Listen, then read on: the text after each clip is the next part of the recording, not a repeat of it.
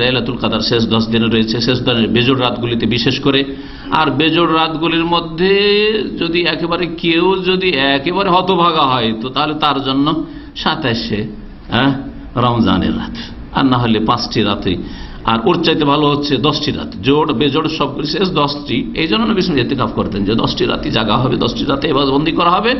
আর এতে বেজোড়ে হোক জোড়ে হোক ভুলবশত চাঁদ দেখতে ভুল হইতে পারে, জোড়ে হইলেও পেল, বেজোড়ে হইলেও পেল।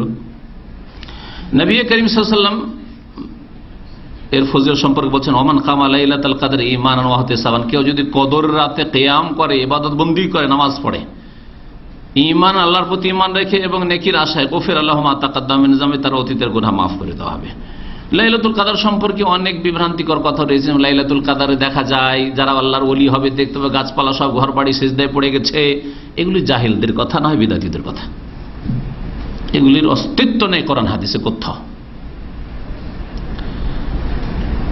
বাকি অসংখ্য ফেরেশতা নেমে আসেন, তানাজ্জালুল মালায়েকা, তোরও কোরআনে কারীমের কথা। আর ফেরেশতাকে কখনো দেখা যায় না, আনসিন জিনিস। ফেরেশতা কখনো দেখা যায় না, যেমন জিন দেখা যায় না, ফেরেশতা দেখা যায় না। সুতরাং যা আল্লাহ বলেছেন বা তার রাসূল বলেছেন অবশ্যই বিশ্বাস করব, দেখি আর না দেখি।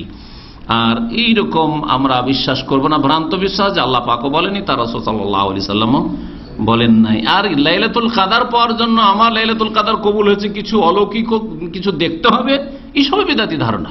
যারে আমি 5টা রাত জাগলাম কিন্তু একটু কিছু লক্ষণ পেলাম না, বুঝতে পারলাম না কখন গাছপালা সেজদায় পড়লো, এগুলি মগজে বিদাতিরা ঢুকিয়েছে ওদের, যার ফলে নিজের লাইলাতুল কদরকে তুচ্ছ মনে করে অনেকে। তাহলে আমি কিছুই পেলাম না, ওলিয়ারা তো সবকিছু দেখে কাশফের মাধ্যমে আমরা কিছুই পেলাম না। সব বিদাতি কথা এগুলো। নবী সাল্লাল্লাহু আলাইহি ওয়াসাল্লাম সাহাবায়ে কেরাম সব কিছু দেখেন নাই,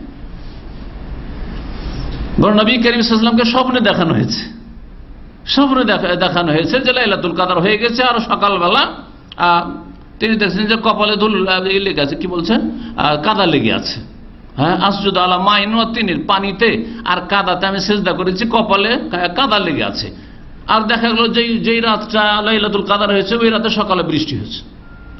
আর মসজিদে নববীতে পানি পড়তো, আসলে ফজরের নামাজ পড়তে হয়েছে ওই কাদাতে পানিতে সিজদা করে।